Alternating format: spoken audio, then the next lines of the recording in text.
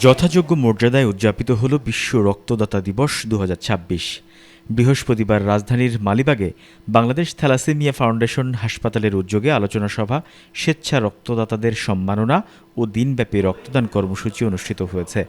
Thalassaemia রোগীদের জীবন বাঁচাতে তরুণ সমাজসহ সবাইকে নিয়মিত রক্তদানে এগিয়ে আসার আহ্বান জানান বিশেষজ্ঞরা।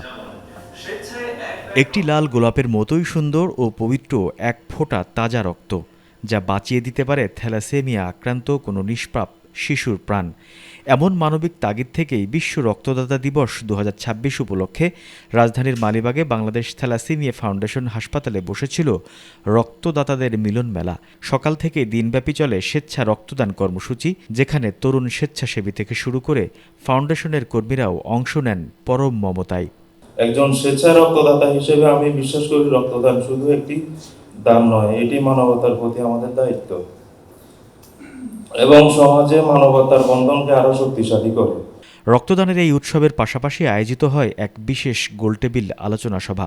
এতে মূল প্রবন্ধ উপস্থাপনে blood transfusion specialist doctor Razia Sultana নিরাপদ রক্ত পরিসঞ্চালন ও রক্তদান সংক্রান্ত নানা কুসংস্কার দূর করার উপর জোর দেন। ডেভেলপ কান্ট্রিগুলোতে আমরা যেটা জানি যে রক্ত সংগ্রহের জন্য পেশেন্ট পার্টিকে ডোনার খোঁজার প্রয়োজন হয় না, তারা নিজেরা ব্লাড ব্যাংকেরই মূলত এই কাজটা থাকে। তো আমাদের দেশে যেটা হয়, আমাদের ব্লাডের জন্য দেখা যায় পেশেন্টদেরকে ডোনার খুঁজতে হয়। অনুষ্ঠানে বক্তারা বলেন, থ্যালাসেমিয়া রোগীদের সুস্থভাবে বেঁচে থাকার প্রধান অবলম্বনই হলো অন্যের দেয়া রক্ত।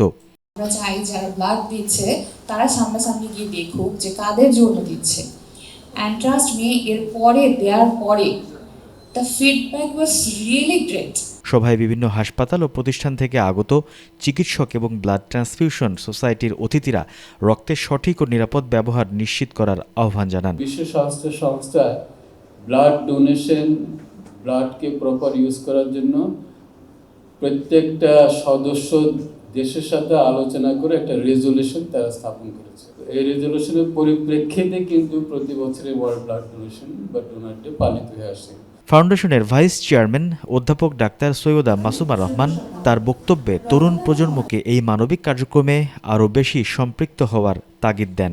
তো দিলেই হইল না, আপনারা সবাই জানেন যে চাকখারপুলে ব্যাঙের ছাতার মতো কতগুলো প্রতিষ্ঠান আছে যেখানে কোনো কোয়ালিটি মেনটেন করা না।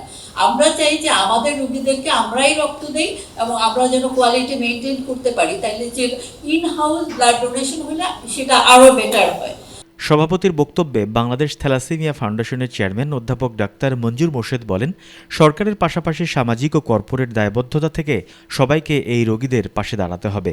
বাংলাদেশ থ্যালাসেমিয়া ফাউন্ডেশন তার রোগীদের ক্ষেত্রে মাত্র 32% ডোনার পেয়ে থাকে, কিন্তু লক্ষ্যটা হচ্ছে আগামী বছরে এটা 50%-এ নিয়ে যাওয়া।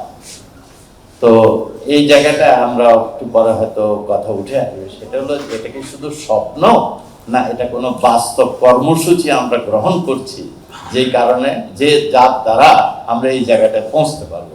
আলোচনা সভা শেষে থ্যালাসেমিয়া রোগীদের কল্যাণে সর্বোচ্চ সংখ্যক রক্তদানকারী ব্যক্তি এবং রবি, আইডিএলসি, লা মেরিডিয়ান, কোয়ান্টাম ফাউন্ডেশন ও বাঁধনসহ একাধিক স্বনামধন্য কর্পোরেট প্রতিষ্ঠান, বিশ্ববিদ্যালয় ও রক্তদাতা সংগঠনকে সম্মাননা স্মারক ও সার্টিফিকেট প্রদান করা হয়।